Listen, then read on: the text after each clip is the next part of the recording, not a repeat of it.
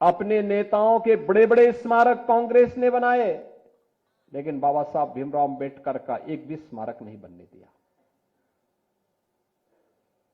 एक भी स्मारक नहीं बनने दिया। यहां तक कि मऊ मध्य प्रदेश में, जहां पर बाबा साहब भीमराव अंबेडकर ने जन्म लिया था, मऊ छावनी, कांग्रेस ने नहीं बनने दिया। कांग्रेस की सरकारें थी, नहीं बनने दिया। इंग्लैंड में रह करके, जिस भवन में रह करके उन्होंने अपनी उच्च शिक्षा प्राप्त की, उस भवन को कभी भी भारत सरकार खरीदे और बाबा साहब भीमराव अंबेडकर का स्मारक बने, कांग्रेस ने नहीं किया। दिल्ली में रह करके जिस भवन में उन्होंने अपनी अंतिम श्वास ली, उस भवन को स्मारक बनाने की मांग हो रही थी 1956 से ही। 9 अलीपुर मार्ग दिल्ली का नहीं बनने दिया कांग्रेस ने। नागपुर में जहां उन्होंने दीक्षा ली, वहां पर बाबा साहब भीमराव अंबेडकर का स्मारक बने, कांग्रेस ने नहीं बनने दिया। जहां उनका अंतिम संस्कार बना हुआ था मुंबई के चैत्य भूमि में, वहां स्मारक बने, कांग्रेस ने नहीं बनने दिया। बहनों और भाइयों, बाबा साहब भीमराव अंबेडकर के इन 5 स्थानों पर 5 अंतर्राष्ट्रीय स्मारक बनाने का काम अगर किसी ने किया है तो ये भारतीय जनता पार्टी ने किया है, प्रधानमंत्री मोदी जी ने किया है।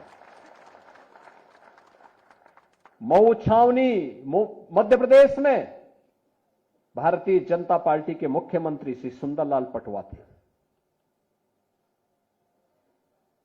उन्होंने उस स्मारक का शुभारंभ किया था। प्रधानमंत्री उस समय अटल बिहारी वाजपेयी जी जब बने, उन्होंने उसका लोकार्पण किया। मोदी जी उस कार्यक्रम में वहां गए।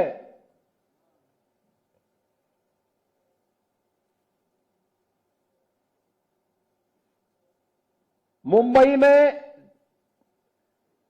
इंग्लैंड में, जहां पर उच्च शिक्षा बाबा साहब ने अर्जित की थी, उस भवन को ब्रिटिश सरकार बेच रही थी। प्रधानमंत्री मोदी जी की प्रेरणा से महाराष्ट्र की भारतीय जनता पार्टी की सरकार ने उस भवन को खरीदा। बाबा साहब भीमराव अंबेडकर का वहां पर स्मारक बनाया और भारत से जाने वाले अनुसूचित जाति के बच्चों के लिए उच्च शिक्षा के लिए वहां पर एक केंद्र बनाया और स्कॉलरशिप की भी व्यवस्था इंग्लैंड में की है, बाबा साहब की स्मृति को बनाए रखने के लिए। दिल्ली के अलीपुर मार्ग के उस भवन को खरीदकर, उस भवन में बाबा साहब भीमराव अंबेडकर का स्मारक बनाने का काम, उसको स्वीकृति दी थी पूर्व प्रधानमंत्री चंद्रशेखर जी ने, और उस कार्य को क्या भारतीय जनता पार्टी ने, आप इंटरनेशनल सेंटर दिल्ली का आप देखेंगे, बाबा साहब भीमराव अंबेडकर का दिल्ली में बना है। मुंबई का, नागपुर का दीक्षा भूमि, बाबा साहब भीमराव अंबेडकर का भव्य स्मारक, और मुंबई का चैत्य भूमि, ये बाबा साहब का भव्य भूमि। यह भी पंचतीर्थ जो ये बने हैं, ये प्रधानमंत्री मोदी जी की प्रेरणा से बने हैं। कांग्रेस ने तो बाबा साहब को षड्यंत्र से चुनाव हराने वाले व्यक्ति को 1970 में पद्म पुरस्कार से सम्मानित किया था कांग्रेस ने। ये राहुल गांधी किस मुंह से संविधान लेकर के घूम करके जनता को बेवकूफ बनाने का काम कर रहे हैं। किसी भी संविधान की आत्मा उसका प्रियम्बल होता है, प्रस्तावना होती है। और याद रखना, बाबा साहब भीमराव अंबेडकर ने 26 नवंबर 1949 को जो संविधान का ड्राफ्ट तैयार किया था, जो संविधान भारत की संविधान सभा को सौंपा था, उस संविधान सभा में प्रस्तावना में 2 शब्द नहीं थे, सेकुलर शब्द भी नहीं था और सोशलिस्ट शब्द भी नहीं था। कांग्रेस ने अपने हित के, अपने स्वार्थ के लिए जब इस देश के अंदर इमरजेंसी लागू की गई थी, आपातकाल के दौरान कांग्रेस ने दो शब्द रात के अंधेरे में डाल करके बाबा साहब भीमराव अंबेडकर का अपमान करने का काम किया था। कांग्रेस ने लगातार कोई ऐसा अवसर नहीं छोड़ा जो भारत के संविधान के गले को घोंटने के समान थे। हर अवसर पर संशोधन पे संशोधन, संशोधन पे संशोधन करती रही। अनुसूचित जाति को उसका अधिकार मिले, अनुसूचित जनजाति को उसका अधिकार मिले, पिछड़ी जाति के लोगों को उसका अधिकार मिले, कभी यह प्रयास नहीं किया। हम पूछना चाहते हैं कांग्रेस के लोगों से, समाजवादी पार्टी के लोगों से, कि आखिर अलीगढ़ मुस्लिम विश्वविद्यालय में या जामिया मिलिया विश्वविद्यालय में अनुसूचित जाति, जनजाति या पिछड़ी जाति के नौजवानों को प्रवेश में भी और नौकरी में भी क्यों आरक्षण नहीं है? क्यों नहीं इन्होंने इसके लिए वहां प्रावधान किया?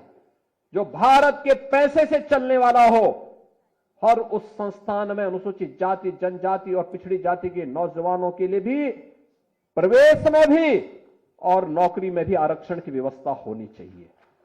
लेकिन वहां पर नहीं है, वहां पर नहीं बोलते, ये लोग मौन हो जाते हैं। और यही कारण था बाबा साहब भीमराव अंबेडकर ने जब पहली संयुक्त सरकार बनी थी और संयुक्त सरकार बनने के बाद जब उसके उपरांत पंडित नेहरू की द्वारा बनाई गई उस नेतृत्व में चल रही सरकार के कृत्यों को देख करके बाबा साहब भीमराव अंबेडकर ने उस समय इस्तीफा दिया था और कहा था, यह सरकार मेरी योग्यता के अनुसार कार्य नहीं ले रही है। मैं पहला भारतीय हूं जिसने अर्थशास्त्र में पीएचडी की है, शोध किया है, भारत के निर्माण में योगदान देना चाहता हूं, लेकिन मेरी कोई उपयोगिता नहीं करते। देश की महत्वपूर्ण उन समितियों में जो देश के विकास के लिए सहायक हो सकती है, उसमें मुझे कोई सम्मान नहीं दिया गया। मेरे अनुसूचित जाति, जनजाति के लोगों के हितों के लिए, वंचितों के हितों के लिए इस सरकार के एजेंडे में कुछ भी नहीं है। यह तो केवल और केवल इस सरकार को विभाजन के बाद भी केवल मुस्लिम तुष्टीकरण की चिंता है, इसलिए मैं अपने पद से इस्तीफा दे रहा हूं, यह कहते हुए इन्होंने इस्तीफा दे दिया था। और कांग्रेस की हर कृत्य वही है आज भी, तनिक भी उसमें कुछ बदला नहीं है। जो कांग्रेस है वही समाजवादी पार्टी भी है। याद करिए, कन्नौज के मेडिकल कॉलेज का नामकरण बाबा साहब डॉक्टर भीमराव अंबेडकर के नाम पे था। समाजवादी पार्टी की सरकार अखिलेश यादव के नाम पे बनी तो उन्होंने बाबा साहब भीमराव अंबेडकर के नाम को हटा दिया। और तो बाद में हमारी सरकार आई तो फिर मैंने वहां पे उस मेडिकल कॉलेज का नामकरण फिर से बाबा साहब भीमराव अंबेडकर के नाम पे किया। इन्होंने अखिलेश यादव, जब आपने देखा होगा 2012 में प्रदेश के मुख्यमंत्री बने थे, उस समय इन्होंने पहली घोषणा की थी कि बाबा साहब भीमराव अंबेडकर और जितने भी सामाजिक न्याय के महापुरुष हैं, इनके बने हुए स्मारकों को हम तोड़ेंगे। तब भारतीय जनता पार्टी ने कहा था कि सामाजिक न्याय के पुरोधाओं की ओर उठने वाले हर हाथ के खिलाफ मुंहतोड़ जवाब देने के लिए भारतीय जनता पार्टी तैयार है।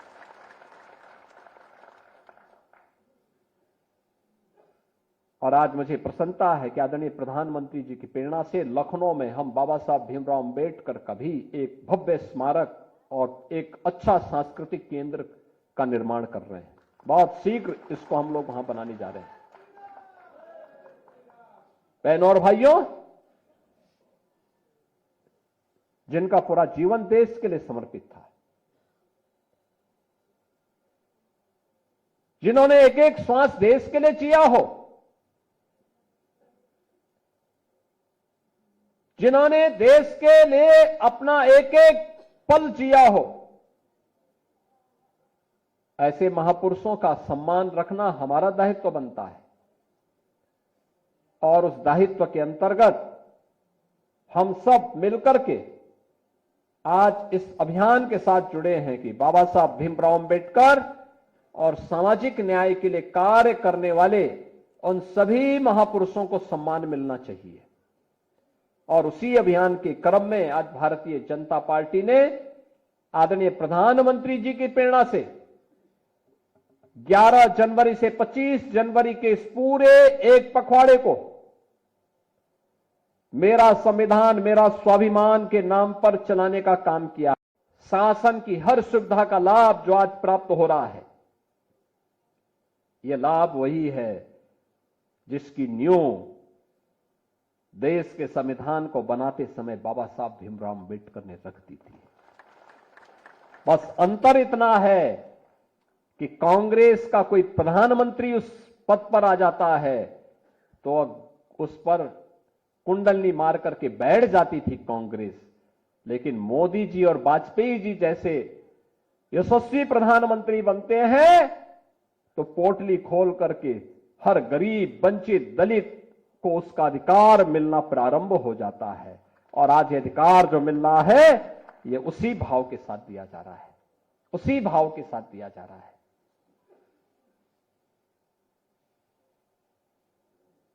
हर व्यक्ति को न्याय मिले, सबको सुरक्षा मिले, सबको अनुसार समता का व्यवहार सबके साथ हो, इसमें कहां भेदभाव है, इसमें कहां कोई तुष्टीकरण है। यही तो बाबा साहब भीमराव अंबेडकर चाहते थे, यही चाहते थे। लेकिन जिन्होंने बाबा साहब भीमराव अंबेडकर का सदैव अपमान किया, जिन्होंने बाबा साहब भीमराव अंबेडकर के जीते जीतो उनको अपमानित करते रहे और उनके न रहने के बाद भी कभी उन्हें सम्मान नहीं दिया, आज वे लोग संविधान की प्रति लेकर के घूम करके बेवकूफ बनाने का काम कर रहे हैं, वही काम कर रहे हैं जिन्होंने संविधान का गला घोंटा, इमरजेंसी लगाई, देश की सत्ता को अपनी बबौती मान करके संविधान का गला घोंटते रहे। वे लोग आज संविधान का ठेका लेकर के घूम रहे हैं। और इसीलिए हमें इस वास्तविकता को पहचानना होगा। 75 वर्षों की ये शानदार यात्रा को, ये बाबा साहब भीमराव अंबेडकर के द्वारा उस गौरवशाली भारत के निर्माण के लिए जो नींव रखी गई थी, आज उस नींव को पुख्ता करने का काम, मजबूती के साथ उसमें एक भव्य भवन बनाने का काम कोई कर रहा है तो प्रधानमंत्री मोदी जी कर रहे हैं। और उस अभियान के साथ हम सब मिलकर के सहभागी बने, इस विश्वास के साथ मेरा संविधान मेरा स्वाभिमान के रूप में इस यात्रा को आगे बढ़ाने की आवश्यकता है, क्योंकि यही संविधान है जो हमें स्वाभिमान के साथ जीने की प्रेरणा दे रहा है, एक सम्मान के साथ जीवन यापन करने की प्रेरणा प्रदान कर रहा है। और उस अभियान के साथ हम सब जुड़ रहे हैं। भारत से पहले इंग्लैंड में और अमेरिका में लोकतंत्र आ गया था, लेकिन वहां वंचितों को अधिकार, वहां पर दलितों को अधिकार, वहां पर महिलाओं को अधिकार भारत से बाद में मिला है, क्योंकि वहां पे बाबा साहब भीमराव अंबेडकर जैसा महामानव नहीं था। उन्होंने भारत से सीखा है, भारत ने पहले दिन से, और अब तो प्रधानमंत्री मोदी जी ने व्यवस्था सुनिश्चित कर दी है। 2029 के बाद 1/3 सीटों पर सांसद और विधायक बनकर के महिलाएं जाएंगी। बहनों और भाइयों, हम सबको भी उसके अनुरूप अपने आप को तैयार करना है। बाबा साहब भीमराव अंबेडकर हमेशा इस बारे में कहते थे दलितों से कि बच्चों को खूब पढ़ाओ लिखाओ, शिक्षित बनाओगे तो ज्ञानवान बनेगा, और शिक्षित बनेगा तो अपने लिए न्याय मांग लेगा।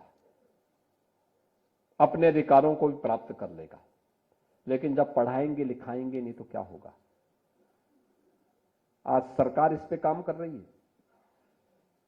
अनुसूचित जाति जनजाति से जुड़े हुए सभी बच्चों की एजुकेशन फ्री है, स्कॉलरशिप मिल रही है, शुल्क प्रतिपूर्ति उपलब्ध कराई जा रही है। डबल इंजन की सरकार इसके लिए लगातार कार्य कर रही है। हम सब इसके लिए लगे हुए हैं। हमारी सरकार आई थी, हमने इस बात को सुनिश्चित किया कि बाबा साहब भीमराव अंबेडकर का चित्र हर सरकारी कार्यालय में लगने चाहिए। सरकारी कार्यालय में बाबा साहब के चित्र लगने चाहिए और उनके प्रति कृतज्ञता ज्ञापित हर भारत के नागरिक को करना चाहिए। बहनों और भाइयों, बाबा साहब भीमराव अंबेडकर का जीवन देश के लिए समर्पित था, भारत के लिए समर्पित था और इसलिए 75 वर्ष की यात्रा बाबा साहब भीमराव अंबेडकर की प्रति कृतज्ञता ज्ञापित करने की यात्रा है। 75 वर्ष की यह यात्रा बाबा साहब भीमराव अंबेडकर के प्रति नतमस्तक होने की यात्रा है, उनसे प्रेरणा प्राप्त करने की यात्रा है, भारत के संविधान की मूल भावनाओं का सम्मान करते हुए आगे बढ़ने की